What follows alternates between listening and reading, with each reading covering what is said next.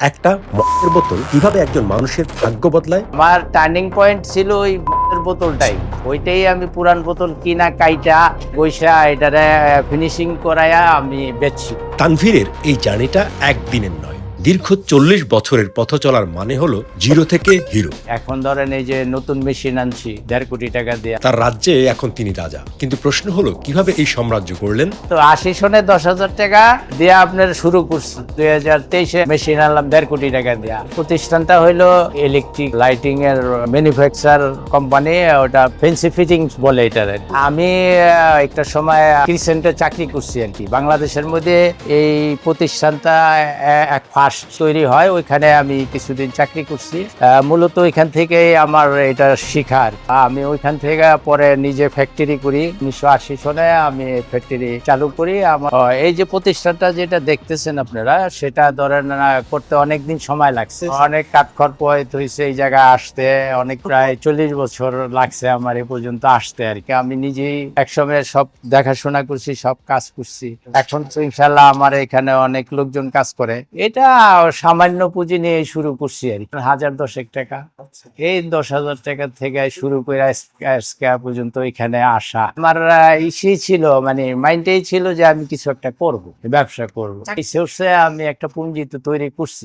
তখন তো আর আমার মেশিনারি ছিল না, আচ্ছা হালকা পাতলা কিছু দিয়ে আর কি ডিজাইনের একটা মেশিন কিনছি, এটা তো 3,000 টাকা লাগছে, তখন সস্তা ছিল। এখন তো সবাই টেমি করি। এখন ধরেন এই যে নতুন মেশিন আনছি 1.5 কোটি টাকা দিয়ে, এখন ফ্ল্যাট লাইট করি।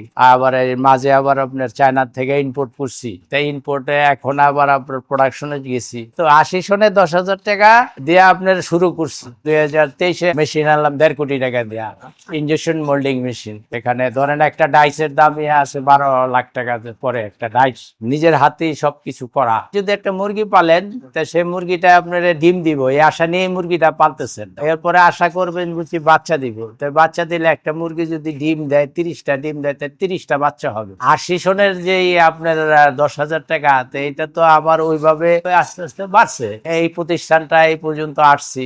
80 সনে যে আমার একটা উত্থান, এটা শুনলে আপনারা একটু অবাক হবেন। অবাকটা এই জন্য হবেন, আমি যে প্রোডাক্টটা তৈরি করতাম, সেই প্রোডাক্টটা হলো একটা বোতল থেকে তৈরি করতাম। সে বোতলটা ছিল আসলে মদের বোতল। এইটা উপরের মাথা এবং নিচের মাথা কাটলে যেই অংশটা থাকতো, এটা 6 ইঞ্চি পরিমাণ। এটার মধ্যে আবার কালারিং করে ডিজাইন করে এটা মার্কেটে সেল করতাম। এখান থেকেই আসলে মূলত আমি ভালো একটা আর্ন করছি আর কি। আমার টার্নিং পয়েন্ট ছিল ওই বোতলটাই।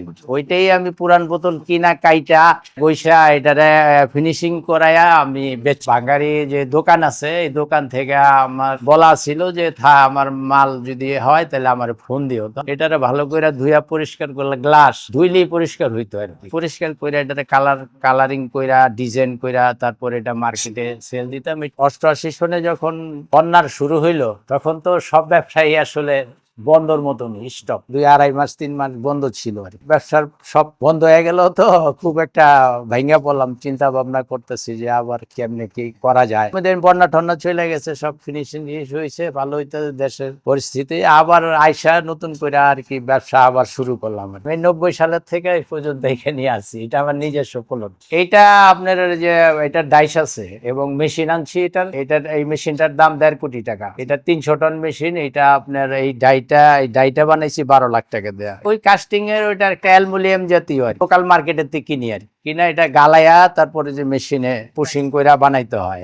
আনুষঙ্গিক হইলো এটার আরো কিছু আছে, আপনার রিফ্লেক্টর আছে, উপরের গ্লাস আছে। কোম্পানি বানায়, তাদের কাছে অর্ডার দিয়ে আমরা বানায় নিই। আনুষঙ্গিক খুচরা যন্ত্রাংশ যা আছে, এটা কিছু চায়না থেকে ইম্পোর্ট করতে হয়। এটা সব সংযোজন কইরা একটা মনে করেন কমপ্লিট কইরা মার্কেটে বিক্রি, বা আমার শোরুম আছে। সন্তানের চেয়েও বেশি এখানে যত সময় দিছি, আমি তো বাসায় অত সময় দিতে পারিনি, ফ্যাক্টরির বেশি তো সময় দিছি বেশি। এইটা আপনার করতে আমার অনেক কষ্ট হয়েছে। তা না, তখন আপনার প্রায় আপনার 18 ঘন্টা রেগুলার করা হচ্ছে, বেশিও করা গেছে। অনেক সময় দেখা গেছে কাজ করতে করতে রাতের 12টা বেজে গেছে, 2টা বেজে গেছে গা। ওই কিছু কিছু হোটেল থেকে আই না খাইয়া ওইখানে ঘুমাই গেছি গা। আবার ভোরে ওইটা আবার শুরু করছি। এমনি তরে জিনিসটা হয় নাই, এটা একদিনে হয় নাই, এটা ওই জিরো থেকে এই পর্যন্ত আসা মানে কি সব নিজের উপরে এটা গড়তে হয়েছে। এইখান থেকে ধরেন না বাড়ি করছি, জমি জমা করছি, দেশে বাড়ি ধরে করছি, এইখান থেকেই করছি। এই প্রোডাক্টটা মনে করেন না আমার পার ডে 200, এখন আপনার 200 হইলো, আমি যদি ওভারটাইম করি তাহলে আরো 200 আমি বাড়াইতে পারবো। যদি চাহিদা বেশি থাকে তখন আমি প্রোডাকশন বাড়ানোর জন্য লোক বাড়ানোর দরকার হইলে বাড়ান যায়, যেটা অর্ডারের উপরে নির্ভর করে।